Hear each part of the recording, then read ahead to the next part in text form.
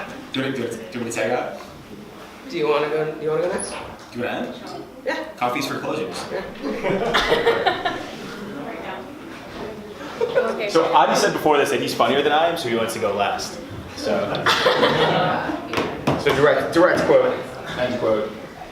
So last guys go. So before we get started, I just want to say thanks everyone for coming. This means a lot. This is like the last Simon Stories and also like the last week of my MBA classes.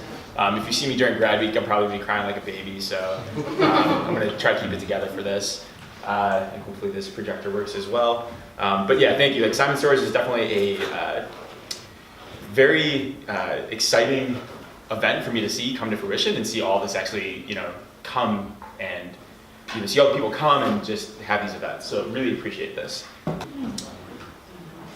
Okay, cool. So I remember when I first got to Simon, one of the first professors that I wanted to talk to was Professor Dennis Kessler. I would 100% recommend chatting with him. I basically got coffee with him and I was like, hey, I'm super interested and passionate about entrepreneurship. My dream, the reason why I left Buffalo, New York is because there's no jobs there. I left Buffalo in 2012 after undergrad and I sold my car and had $3,000, enough money to last me 3 months in Boston. And Adrian and I, my now fiance, we were just living in Boston without jobs. It was super humbling after graduating with dual degree in engineering, and then literally moving boxes for a moving company as I was just hustling to get a job. That really, really sucked. That was very humbling. I wasn't going to talk about that at all during this, but it's very pertinent. But that was a catalyst for me to really get interested in entrepreneurship. So I left Buffalo. There was no jobs there.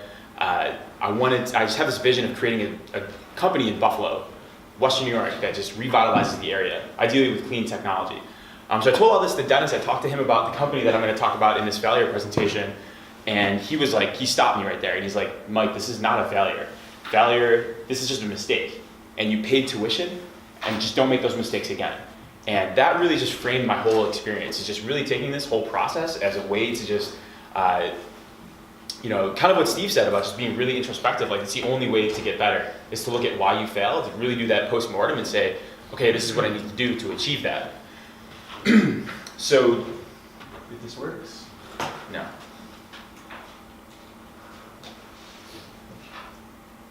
So let's talk about Canary Drones. So Canary Drones was the company that I started in 2014. So I can tell you a little bit what it was and why I got started, but what it was is Canary Drones was a agriculture technology company, and we were focused on detecting disease before the human eye. So what does that mean? You basically put sensors onto a drone, and then depending on how much photosynthesis occurs at the plant level, at the leaf level rather, you can determine which crop has a disease. Sounds really cool and futuristic. It checked all my engineering boxes, and I just ran horse blinders on towards that solution. I started this with one of my best friends from undergrad. So I was involved with an organization called Engineers for a Sustainable World, or ESW. My co-founder, Derek Chung, Derek he's from Los Angeles, so he went to UC San Diego. So Derek and I really should have never met, but it's just amazing that this organization put us together. We were at a national conference in 2009, 2010, really hit it off, total bromance, flowers, rainbows, Roman candles, all that jazz. And we were talking about the climate crisis that's currently happening. So there's just massive amounts of change needs to happen as soon as possible for us to move the needle and kind of reverse what we've been doing over the past 50 or 60 years. So we were both talking about our desire to make that change and be that change we wanted to see in the world. So how would we do this? So we kind of put that on pause, back until 2014, because we graduated in 2012. We were talking at the next national conference that we were at. It was actually the first national conference we went to post-graduation together. And him and I we were really, really fed up with our jobs, super unsatisfied, we hated it.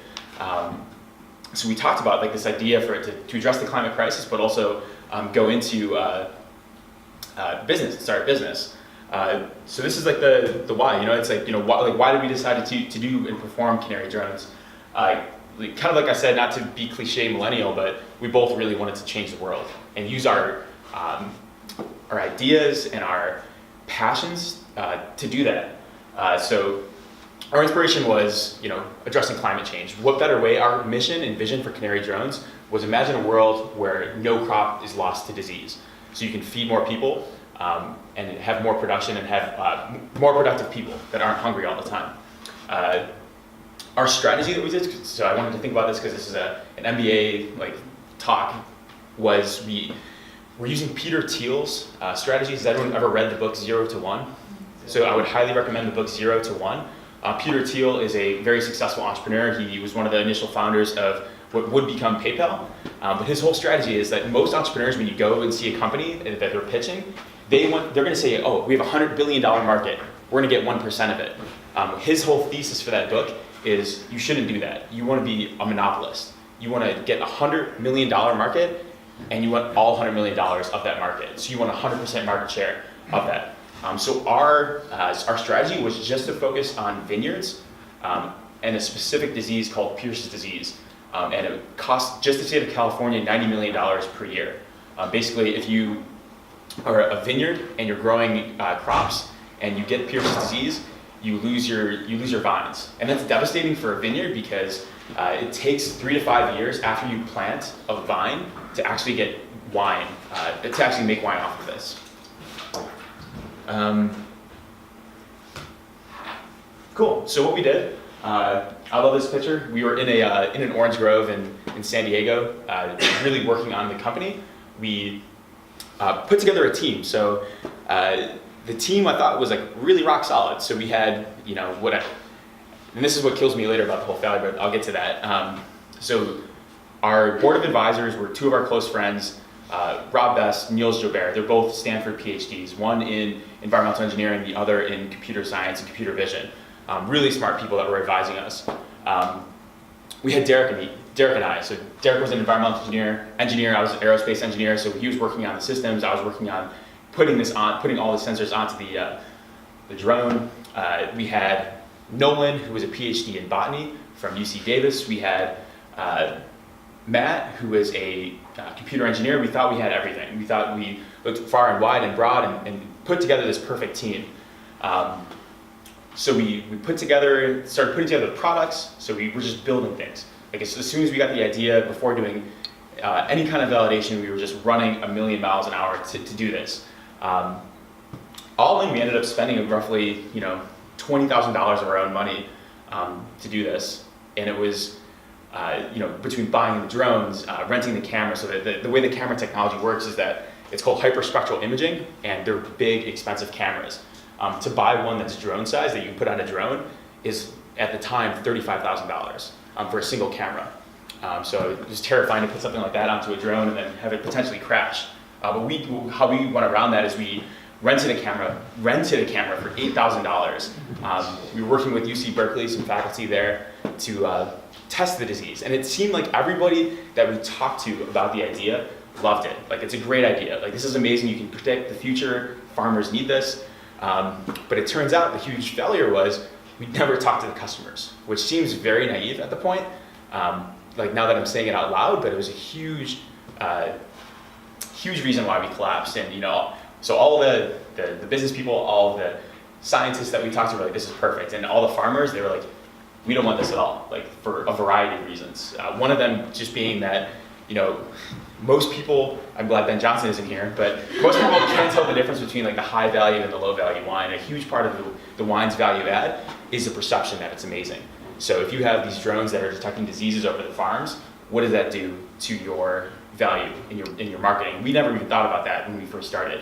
At the crux of it, we were a group of engineers that were just running 50 miles an hour to 500 miles an hour trying to attack and address this problem.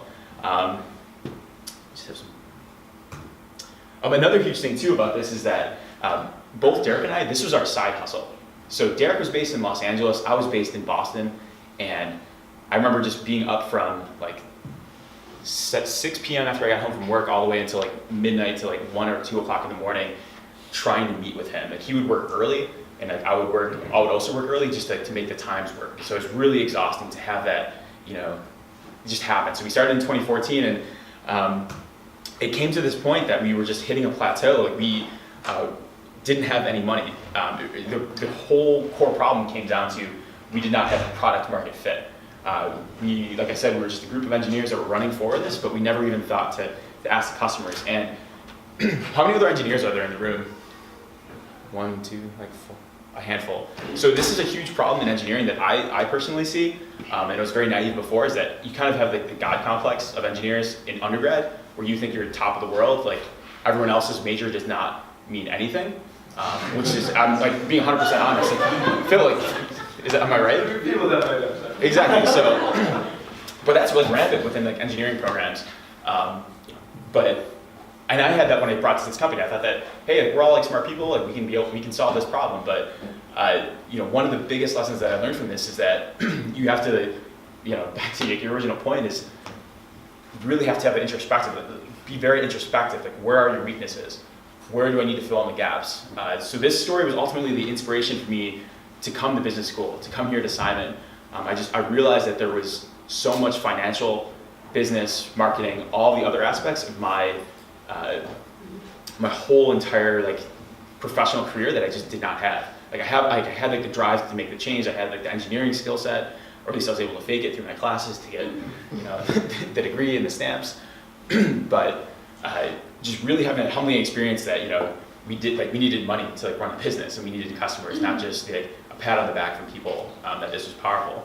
And then the other things that I learned was kind of like when to call it quits. That was a huge lesson learned. I remember when Derek and I, it was like the summer of 2015, so maybe it was 14 months into Canary Drones. We didn't have any money. We were both running out of money and just energy after like pulling all-nighters and working on this product. I remember I flew out to San Diego with him, and we were gonna have a strategy session, which really just means that him and I staring at our laptops being like, what the fuck are we gonna do next? Pardon the French. And we decided that we were gonna not go forward with the vineyard part of our business. We were gonna address a totally different business, and we, looked up, I'm thankful that we did this, we looked up a customer list of like 50 different orange groves, because that was our second opportunity. Our first foray into business was gonna be vineyards, because wines are high margin products, so it'd be a lot of money there for us to move to our next product. And for technical reasons, oranges are very similar for sensing technology. So I just remember calling like 50 farmers in like Florida over like Thursday through Sunday, and all of them were like, yeah, like this is good, but we would need like 10 years in advance for you to tell us for it to be worthwhile. So we decided to wrap up the business. But that was a huge and very hard like conversation to have, is like when to end it. Like when have things gone too far to do this? And then the last lesson I learned is just what I'm going to do in my next venture. So I'm still passionate about Buffalo. I'm still passionate about clean technology, being the change that I want to see in the world. And I want to, I'll take all these lessons and put together a more of a well-rounded team, and also, talk to customers first before I actually, run full speed, shoot from hip like I always do. Actually have a strategy for this.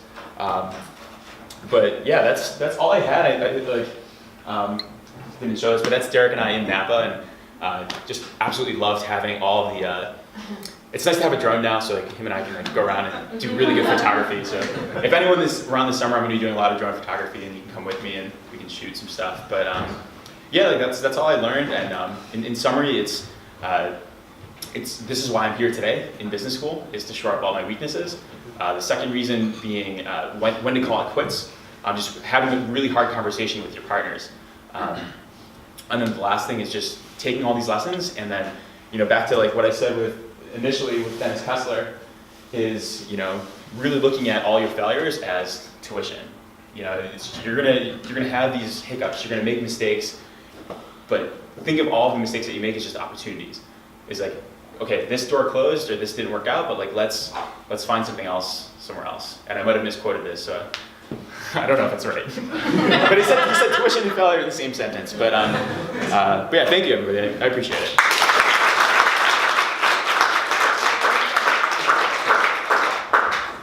Any questions from Mike? Do you know, since you ended this, have there been other companies that have been successful? That's so painful. So goddamn painful. Yeah, so there's actually a company in San Diego that a year after we closed operations got a $23 million seed funding for early disease detection using hyperspectral imaging. So that sucked. Derek and I called each other. But we wouldn't know you. This is true. Think about all you've gained. Seed money is not success. Abir? Did you think about VC funding? We wanted to bootstrap as much as possible, and I think that was another like God complex engineer type of mentality. Is that what I realize now is that you can have 100% of nothing, or you can have 1% of something that's giant. And I would take 1% of a giant pie as opposed to $20,000 just flushed down the drain, and just memories and pictures like Derek and I in Napa. Romantic romances that are both our girlfriends are like, "What are you doing? You're going to Napa with a dude?" Like. Sure. You said one thing you didn't do was speaking to your customers. How do you know, like, do you speak to one, do you speak to 5, do you speak to 20? How do you know when it's time to, like, say, this is big enough that it matters and we should do it this way as opposed to what we were originally thinking? I think you just never stop talking to the customers. Like, you can have like a list of like 5 or 10 or some number, but at the end of the day, it's going to be a moving target. So you have to always have that conversation of, is this what you want? Like, would you pay money for it? And just, it's hard with hardware products because software products, you can just say, I'm gonna change a feature, and that's gonna cost me just the engineer's time to rewrite code. But when you're building a physical product, that's a huge investment that you have to make. So getting their buy-in as soon as possible would be huge. I don't know if that totally does not answer your question, but it's a feedback loop. It's a feedback loop. I've struggled with not beating myself up about my failures, and the moment I overcame it, I realized that I climb out of failures very fast. How do you not beat yourself about failures like this? So I do. Like, I beat the shit out of myself. And it's like it's terrible, but it's something that I actually really want to improve on. I don't know if I could answer that. I recently actually just watched like a really nice Will Smith 2-minute motivational video, which I recommend to everyone. But he's talking about skydiving, and you know, like when you go skydiving, he was out drinking in Dubai in one night, and he's like, "Yeah, we're gonna go skydiving. It's gonna be amazing." And then he's sitting in his bed, freaking out. He's like, "Why did I sign up to this? This is gonna be terrifying." And then he's just talking about this fear is building up and building up and building up until the point where he's at the door of the airplane. He's like, "Oh shit, like this is actually happening." So the guy's like, 1, 2, and then he just goes because everyone just grasps on 3. But then as soon as he's skydiving, the point of maximum danger, he has no fear. He's pure bliss. He's saying that the point of minimum fear is the point of maximum danger is the point of minimum fear. So you're just building this up in your head. So that's something that I'm trying to do better or be better at, is just not beating myself up because it's not super productive. You know, so, and just realizing that like, when you're in bed, like you're safe and you're sound, like there's no reason to be afraid. But when you're flying out of an airplane, that's when it's going to be blissful. So I don't know if that's a good answer or not. I'm going to jump out of there. More questions? Anyone else? Awesome. Well, thank you.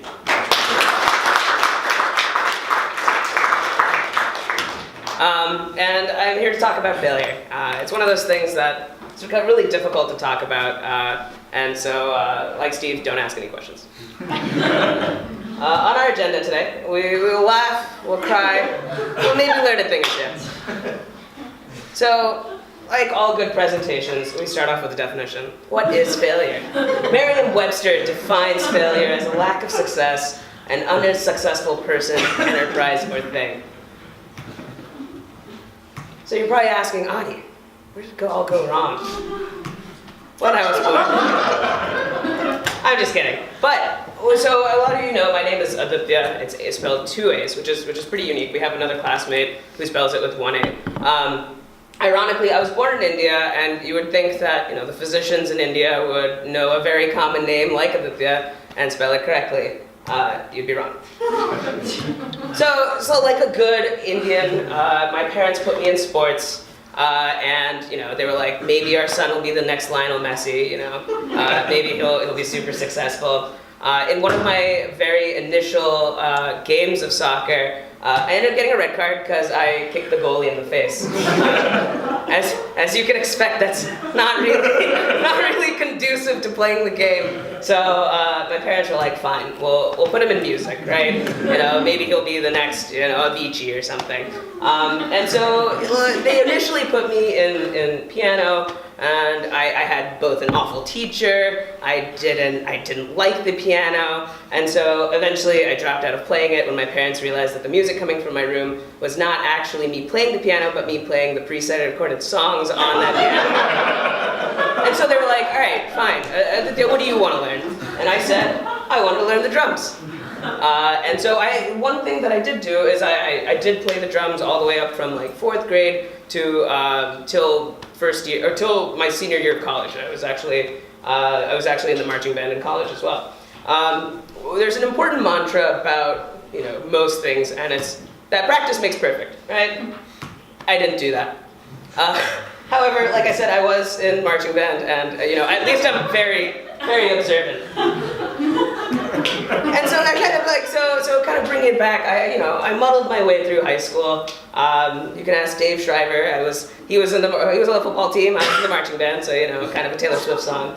But some important highlights, right? My Spanish teacher threw out my Ohio State hat because in high school you're not allowed to wear hats in school, and so I took it off, forgot it in the class, and then because she knew that I was wearing it, promptly threw it out. And then, you know, I was a relatively good kid in high school, but I got detention because I was talking too much in class. Ironically, the teacher who gave it to me, his name was Mr. Stern. So whether that's fitting or not, I guess I'll leave up to you.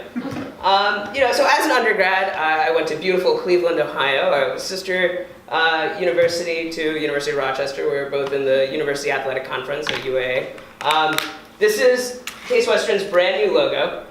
They paid a ton of money for it, and as you can see, there's another failure.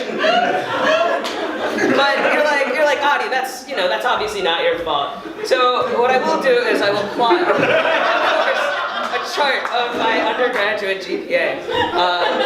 Somehow I was able to explain all of this to the admissions office here at Simon, and they were very kind to overlook it, I suppose. And so, you know, like I mentioned, I muddled my way through high school, and when I got to college, I got a swift kick in the ass. I was clearly, you know, school was difficult. And so I was like, fine, you know, I should probably pull my act together. And so you see a slight increase. And then by this point, my parents had found out that I was really doing quite poorly, and so I got another swift kick in the ass. But what my parents failed to take into consideration was senioritis.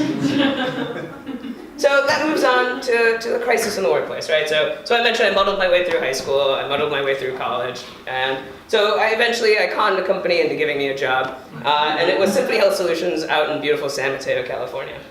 And one of the things that they never really tell you about consulting is that there's a really strong emphasis on like detail, right? You have to make sure that the data is correct. You have to make sure that your slides look beautiful, that the boxes, you know, match evenly. Yeah, if you know me, you know, I'm not a very detailed-oriented person. And so what came next was pretty expected. And, you know, it's pretty crushing as a 21-year-old, recently graduated from college. You're living on the West Coast. I made $60,000 a year. I was paying $253 a month for my car payment. I was paying almost $200 a month for car insurance. I was paying $1,600 a month for just living on the West Coast, not including, you know, utilities, groceries.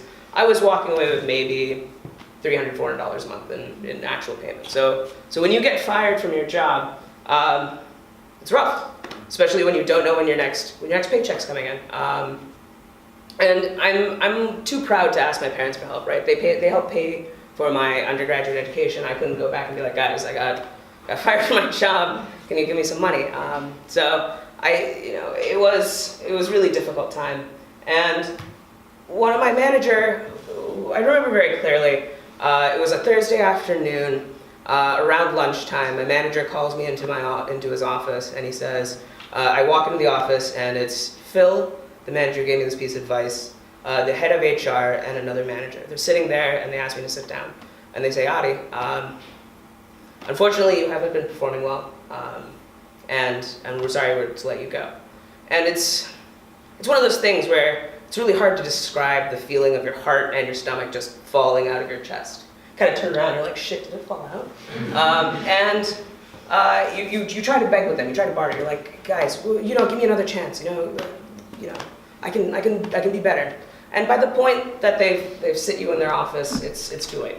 They've already made their decision. They're probably hiring somebody else to take your position. And so this important piece of advice was, in life, there's always a silver lining. And it's hard to see that, when you've been terminated from a job. And so, but if you keep that piece of advice in mind, there's something new always comes around. And that's when I was hired at Navigant Consulting. I got to move from San Mateo to actually San Francisco. Beta Breakers, which is a phenomenal event in San Francisco, where you run from one side of San Francisco to the other. The really gung-ho people do the running. Most of us just drink and sit in the street. This is obviously me dressed as a banana. Pay attention to the unicorn piñata in the top left. Her name is Meredith. She makes a return in the presentation. And so I was living the dream, right? I moved to San Francisco. I lived down the street from the park in Full House, Alamo Square Park. It was awesome, right? But all good things must come to an end. And unfortunately, Navigant faced some layoffs. They were restructuring their San Francisco office. I was working in healthcare, and they wanted to move all their healthcare practice back to Chicago, and I didn't want to move to Chicago. And, it gets worse, I was laid off. I was fired from my first job in 2014. By end of 2015, I didn't have another job. And that's like two crushing blows within a year of each other. And it really does put you in a bad place. But like I said, there's always a silver lining. My third job, I got it at High Point Solutions out in Pennsylvania. So I got the opportunity to move back to the East Coast.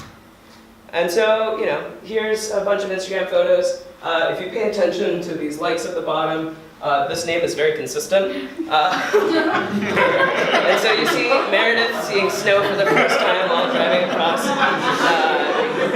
America. This is at the Mormon Tabernacle in Utah. As you can tell, it's day 22 and the sheep still haven't caught on yet. This is my buddy John. He's one of my really close friends. He and I roomed with each other in undergrad, and he made this cross-country trek with me. This is us smiling very nicely in front of the Mormon Tabernacle Temple. And so, having those two crushing defeats back to back, it's really trying. But, like I said, there's always a silver lining. I got to move back to the East Coast. And since 2016, I've lived in Princeton, Boston, and New York City. And so I got to experience a lot of ton of stuff. Here's Jackie and I dressed as Sharkman and Superwoman. Here's me at the 2016 World Series game in Cleveland, Ohio. Got to experience Jackie's graduation from law school. The cherry blossoms in DC. The 2018 ball drop in Times Square.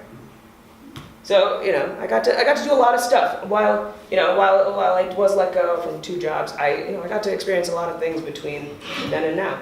And, eventually I had an introspective look and I saw I was clearly doing something wrong. And I somehow turned it around. And I got staffed on some cool projects in some really awful places. I was staffed in rural Georgia, approximately an hour north of Florida and an hour east of Alabama. So that puts you in really southwest Georgia. In peak summer, and then in peak winter, I was staffed in rural Pennsylvania. So really killing it. But I got to meet some awesome people. Here's evidence of that. This is me traveling from Boston to Albany, Georgia. On the plus side, I got those points. Silver status. And so that brings me to today, right? I got to come to Simon Business School, and I got to tell my story to all of you. And you get to see some of the awesome things I've done in business school since then. It's a lot of posing. Notice Sam Drexler and I have a relationship of touching each other's heads. Here's obviously the GBC family, a lot of whom are here today. This is the beginning of the year when we did the Habitat for Humanity. Over the summer we went to Niagara. And so that brings me to the kind of end of my presentation. And you you gotta ask yourself, what did we learn today? No. I guess we failed at that. So I guess when in doubt, go to business school since we need some.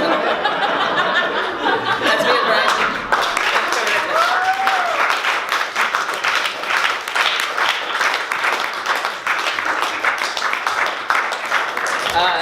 I guess Rosmi's probably gonna force me to take questions.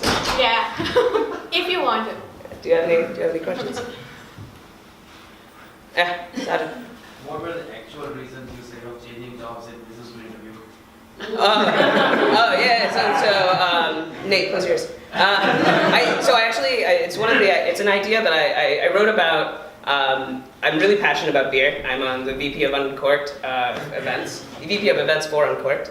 And I really have a really neat idea at some point that I'll take an entrepreneurship class and learn about it. But I told them that the idea that I wanted to implement was beer related, and that coming to business school will obviously teach me the skills I need to do that. I'm obviously not doing that. I'm going to product management. So, Alex, I saw you raise your hand as well. Oh, I was just gonna say, I really appreciate all three of you opening up. Like, this is not, I was getting like during each of yours. This takes a lot of guts. So I just really appreciate you all being willing to tell your stories and be vulnerable like this, because it's not easy. So thank you. Yeah, of course. You're welcome. Any other questions? Cool. There's still a ton of pizza back there. Oh, you have a question? Yeah, how did you, I mean, I don't know how else to say it, but like stay sane? Or like... Yeah, it's a good question.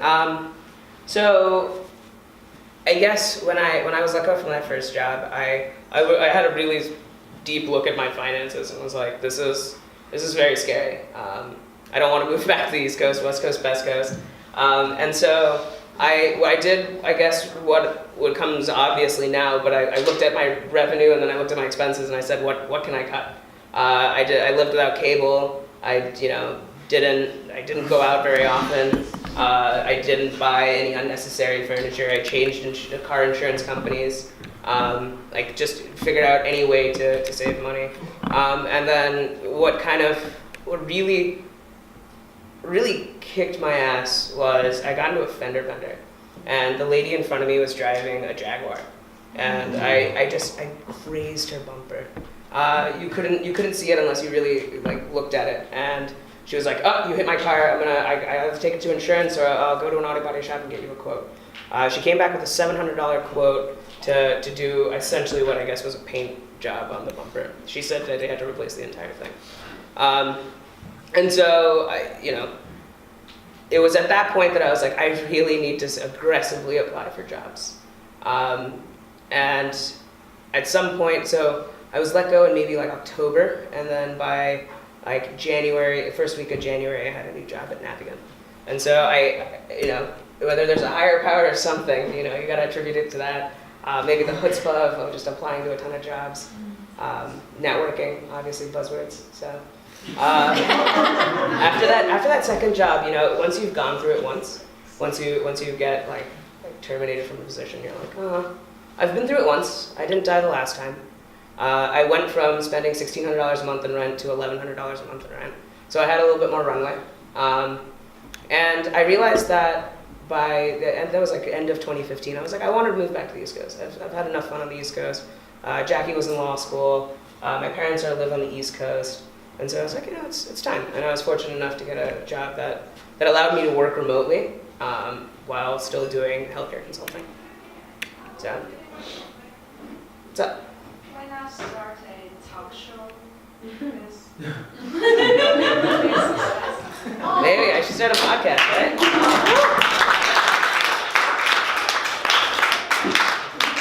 But yeah, any other, I guess we're getting kicked out. All right.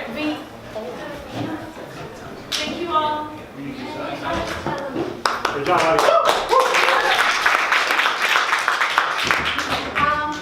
Please stay back. Picture, yeah. But please stay back because Nate's got a few words to say. Do you mind? Sorry, do you mind? No. Oh, I thought it was good. No. Can you fast? You gotta slow down.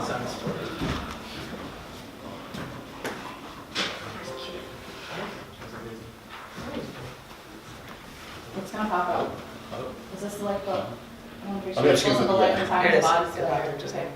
Okay, good. 1, 2, 3. Perfect. 1, 2.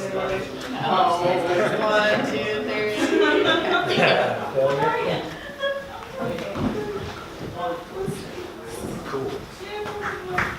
I'll only take 1 or 2 minutes because I think the class is trying to get in here. But I was asked to kind of close out Simon Stories. So this is the last Simon Stories of the year. It has been an absolute amazing initiative. And what's cool for me to see, and actually talk about failure today, is this was pitched by 2 students back from the class of 2017, and there was like an initial, almost just share back. Students were like, we don't know as much as we should about each other, we don't know as much as we should about staff, as much as we should about faculty. And they did 1 session that went really well, but it failed and it never happened again.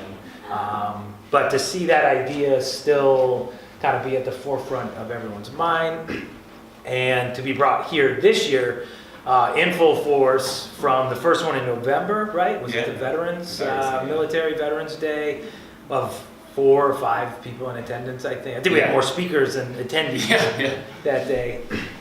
To where we are today, and 20, 25 people.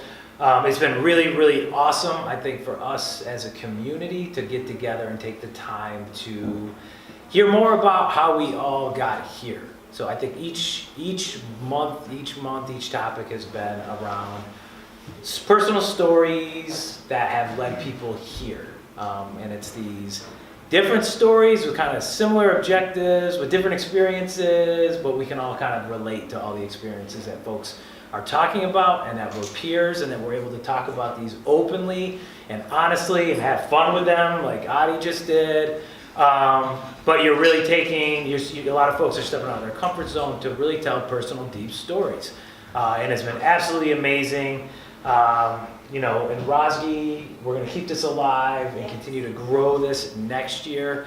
So for second years leaving, as much as you can be champions to this, not only to anyone that you're talking to that might be interested in Simon, but wherever you're going, and that's for first years, that's for MS students this summer, folks coming back, use this kind of template, wherever you're going, with your offices, because there's going to be folks you are going to meet, you're going to see them every day, you're going to spend more time with these people than you are with your families, and you're not going to know anything about them unless you really take the opportunity to ask them, to share stories, to get to know them on a personal level. And that makes this stuff a lot cooler and a lot more meaningful, I think, to all of us. So I challenge you, definitely do that. If you're coming back next year, get involved in this more. We got to get more first years involved. We got to get more MS students involved. We want to hear their stories. We want to get staff involved. We want to get faculty involved. We want to just hear all the stories. But the biggest thing, I think we do need to show some respect to the individual that brought this to Simon in full force this year. He has done a ton of stuff for this school. He continues to do a ton of stuff for the school. They might as well put on payroll because we're going to be asking for 50 million stuff when he leaves. But if it was not for Mike and just him diving right into 50 million things, we don't know how you juggle all the stuff that you do around here, because you're here every day, you're engaged, you're always in the moment. You got past Mike. We have a little joke about which Mike we're talking to. There's always past Mike, present Mike, and future Mike. But somehow you jumble, you figure it out and how to live all these different lives and do what you do. And I hope you know that we all love it. We love you. The things you do for us now, the things that present or future Mike will do for us in the future, it does not go unnoticed whatsoever. I have nothing to actually give you as like a memento. You can take Rosie's laptop or something. But just to thank you for everything. This is awesome. We're going to make sure this lives well past you being here. But I think we owe Mike a huge round of applause.